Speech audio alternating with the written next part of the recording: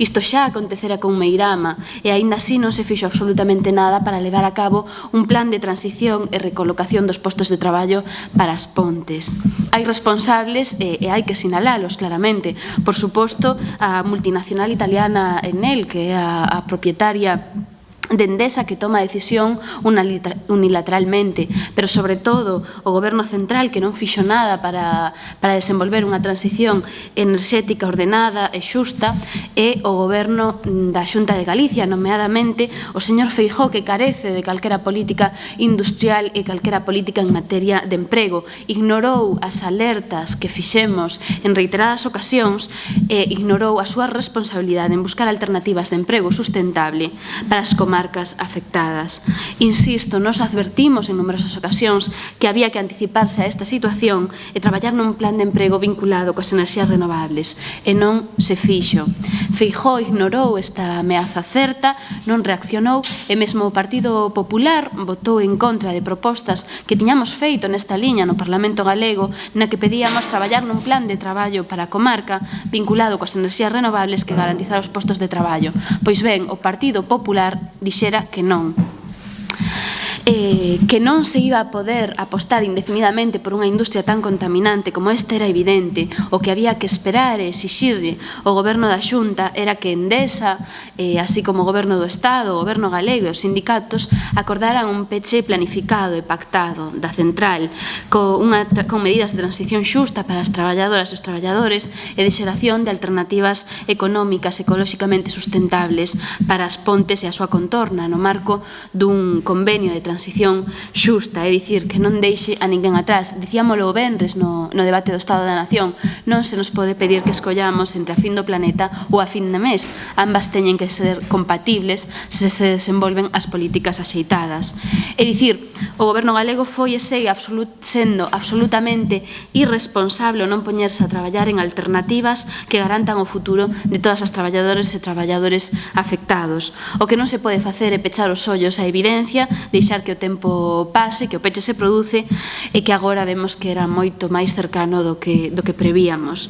Como lembra a plataforma Galicia Un futuro sen carbón, o impacto climático da instalación de Endesa é equivalente ao de países enteiros como Uruguai.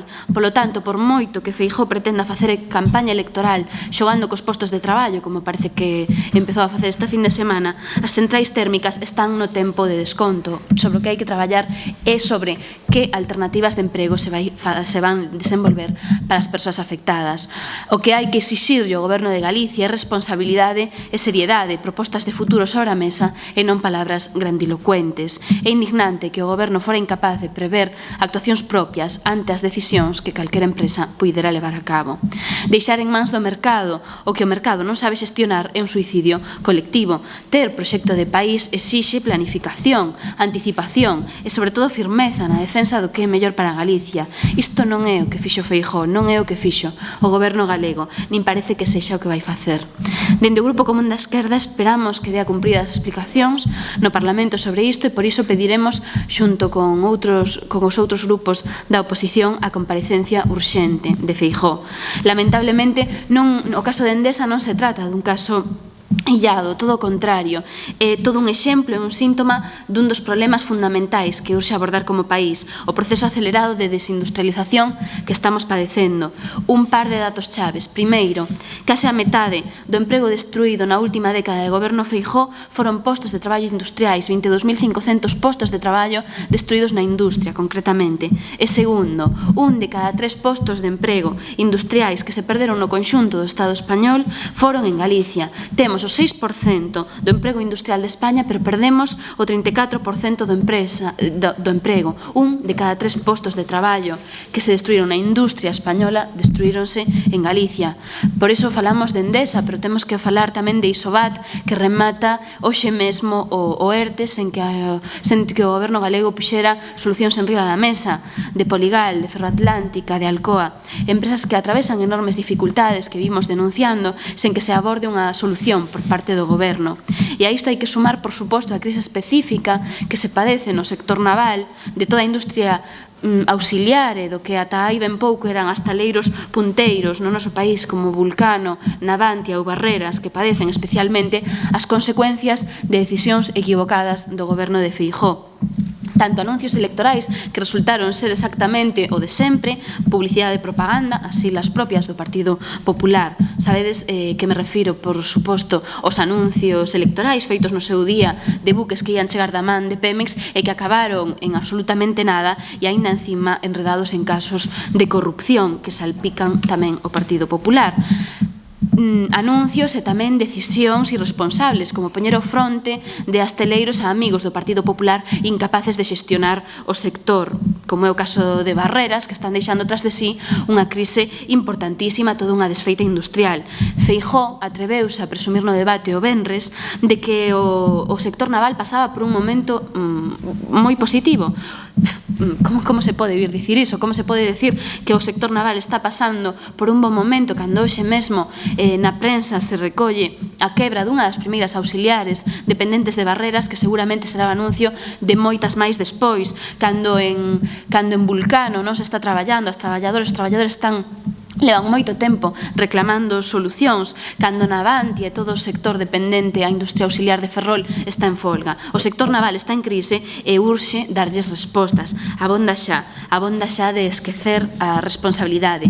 Ante esta situación de crise industrial naval, nos propoñemos elaborar urxentemente unha diagnose da situación actual da industria e un plan para aumentar a capacidade productiva instalada con medidas de apoio á produción industrial acade canto antes o obxectivo do 20% que marca a Unión Europea para o ano 2020. Unha estrategia de captación de investimento directo, estrategias para a diversificación industrial, mellora da productividade, incremento dos fondos destinados a I+D+I con fins industriais, apoio aos produtos industriais.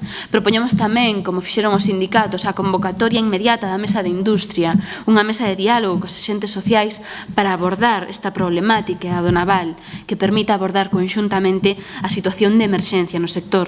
Son propostas que mesmo defendemos o pasado venres no debate do Estado da Nación e que o Partido Popular, obstinado na soberbia da súa maioría absoluta, decidiu ignorar. Vale, a todo dende o noso grupo imos insistir en estas propostas dicindo alto e claro que non nos resignamos a ser un país de servizos e de turismo, que temos o potencial e a capacidade suficiente para ser un país con fortaleza industrial, un piar económico chave para o desenvolvemento e o futuro. Se tedes calquera pregunta... A comparecencia que leva mañá para que vaya os medios. Sí, esperamos que vaya xa mañá. Que partidos para desapetir? Contamos que todos os grupos da oposición, pero estáse dialogando de momento. Todavía non hai, que se non é algo cerrado. Sabemos que o Bloque Nacionalista vai a apoiar, que o Grupo Mixto tamén. Estamos á espera da resposta do PSOE, pero supoñemos que será apoiado por todos os grupos. Sería suficiente sen un Partido Socialista para poder instar? Con dous grupos podemos.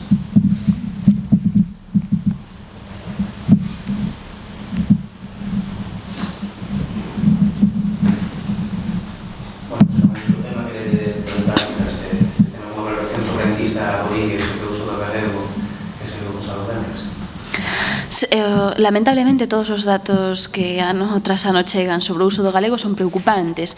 Mesmo dixo a Real Academia Galega, a escola actúa como un axente desgaleguizador. Este titular é xa toda unha emenda a totalidade da política lingüística do goberno Feijóo. Preocúpanos que os rapaces entren na escola falando máis galego do que falan cando saen. Eso é consecuencia directa da equivocada política lingüística e nomeadamente do decretazo do galego. Nos imos insistir en que hai que derrogalo, en que a defensa da lingua ten que ser un piar fundamental do goberno e, dende logo, as escolas teñen que garantir o coñecemento, mais tamén o uso.